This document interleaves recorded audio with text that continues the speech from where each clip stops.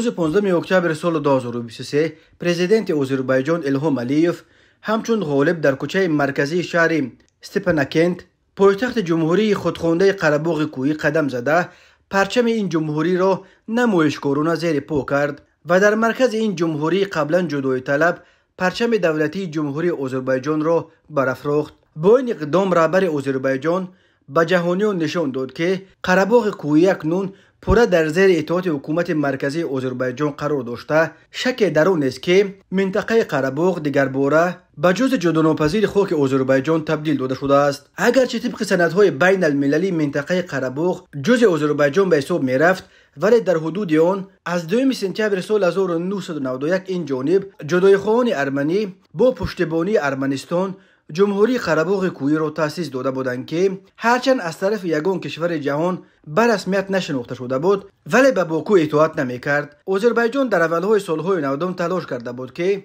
قره‌باغ را برگرداند. جنگ اول قره‌باغ از سال 1991 تا 1994 دوام کرده هزاران کشته به جا گذاشت و عملاً با شکست آذربایجان انجام یافت. زیرا باکو نه فقط این منطقه جدایی طلب بلکه باز 7 ناحیه دیگر اطراف قره‌باغ کوهی را از دست داد و جدایی طلبان قره‌باغ با تصرف این منطقه توانستند از محاصره رها یافته مرز جمهوری خودخوانده خود را مستقیما به مرز ارمنستان بپیوندند. بعد سالها مذاکرات بی‌حاصل آذربایجان سال 2020 در جریان یک عملیات حربی که با نام جنگ 44 روزه معروف است این 7 ناحیه غصب شده و قسمتی از حدود قره‌باغ کوهی را بازپس گرفت. همین طور روز 19 سپتامبر آذربایجان در قره‌باغ عملیات نو خود را با نام عملیات ضد تروریستی آغاز کرد که الکی یک روز بعد 20 سپتامبر با شکست پوره جدایی طلبان انجام یافت و این منطقه پوره زیر اطاعت باکو آمد. الکی روز 28 سپتامبر پرزیدنت قره‌باغ کوهی ساموئل شاخرامانیان سندی را امضا نمود که طبق آن جمهوری قره‌باغ کوهی